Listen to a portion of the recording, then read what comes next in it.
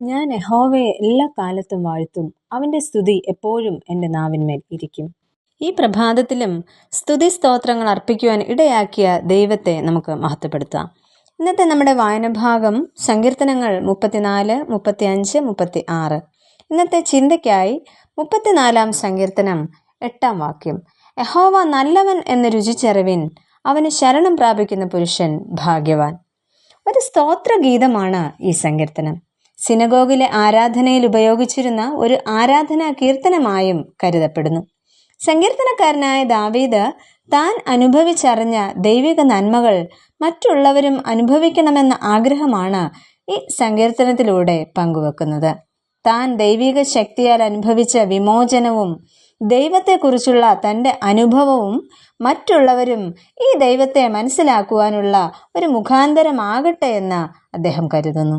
ഈ സങ്കീർത്തനത്തിന്റെ പശ്ചാത്തലം 1 ശമൂവേൽ 21 സംഭവമായാണ് കരുതപ്പെടുന്നത്.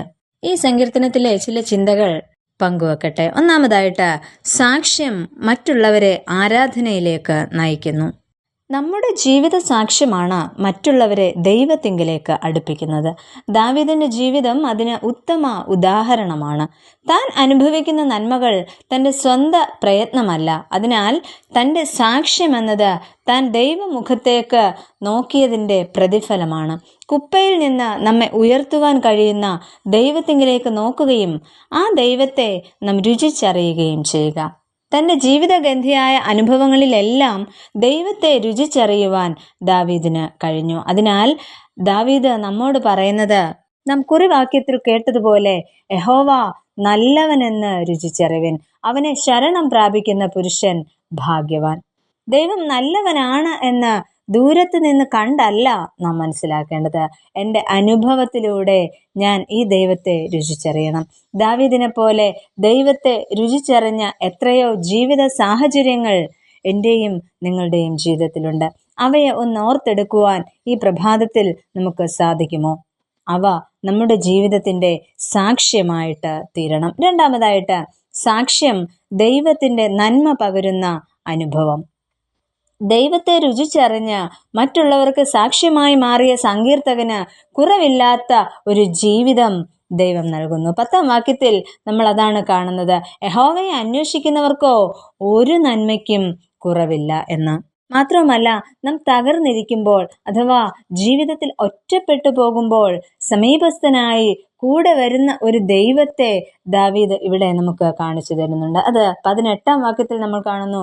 ഹൃദയം നുറുങ്ങിയവർക്ക് യഹോവ സമീപസ്ഥൻ, മനസ്സ് തകർന്നവരെ അവൻ രക്ഷിക്കുന്നു എന്ന്. നമ്മുടെ സകല അനർത്ഥങ്ങളിൽ നിന്നും നമ്മെ വിടുവിക്കുന്ന ഒരു ദൈവത്തെയാണ് ഇവിടെ കാണിച്ചു തരുന്നത്. കഷ്ടങ്ങളോ പ്രതിസന്ധികളോ വേദനകളോ വേർപാടുകളോ ഇല്ലാത്തതല്ല നമ്മുടെ ജീവിതം. ഏത് അനുഭവങ്ങളിലൂടെ നാം കടന്നു പോകേണ്ടി വന്നാലും ദൈവം നമ്മെ കരങ്ങളിൽ വഹിച്ചുകൊള്ളും എന്ന ഒരു ഉറപ്പാണ് നമുക്ക് നമ്മുടെ ഈ ലോക ജീവിതത്തിൽ വേണ്ടത്. ഇത്തരത്തിൽ നമ്മുടെ സാക്ഷ്യ ജീവിതം മറ്റുള്ളവർ കാണുമ്പോൾ നമ്മിലെ ദൈവിക നന്മയും അവർക്ക് കാണുവാനായിട്ട് ഇടയാകും. അതിനാൽ ഈ യഹോവയെ രുചിച്ചറിയുവാനും എല്ലാ കാലത്തും അവനെ മഹത്വപ്പെടുത്തുവാനും അവൻ്റെ സ്തുതി നാവിൽ നിന്ന് മാഞ്ഞു പോകാതിരിപ്പാനും നമ്മൾ ഓരോരുത്തരും ശ്രദ്ധിക്കുക. അത്തരത്തിൽ അനുഗ്രഹകരമായ ജീവിതം നയിപ്പാൻ ദൈവം നമ്മെ ഓരോരുത്തരെയും സഹായിക്കട്ടെ. നമുക്ക് പ്രാർത്ഥിക്കാം. പ്രിയ കർത്താവേ, അവിടുന്ന് നല്ലവനാകുന്നു എന്ന് പല പ്രാവശ്യം രുചിച്ചറിയുവാൻ ഞങ്ങളുടെ ജീവിതത്തിൽ അവിടുന്ന് ഇടയാക്കിയല്ലോ. എന്നാൽ അവിടുന്ന് ഞങ്ങൾക്ക് നൽകിയ പല നന്മകളും പലപ്പോഴും ഞങ്ങൾ മറന്നു പോകുന്നവരാണ്. ആ കുറവുകളെ ഞങ്ങളോട് ക്ഷമിക്കണമേ. തുടർന്നും അങ്ങയോട് ചേർന്ന് ജീവിക്കുവാനും അങ്ങയെ രുചിച്ചറിയുവാനും എല്ലാ കാലത്തും അങ്ങയെ മഹത്വപ്പെടുത്തുവാനും ഞങ്ങൾ ആഗ്രഹിക്കുന്നു. അതിനായി ഞങ്ങളെ ഏവരെയും ഒരുക്കണമെന്ന് യേശുവിൻ നാമത്തിൽ അപേക്ഷിക്കുന്നു. കൃപയോടെ കേൾക്കണമേ. ആമേൻ.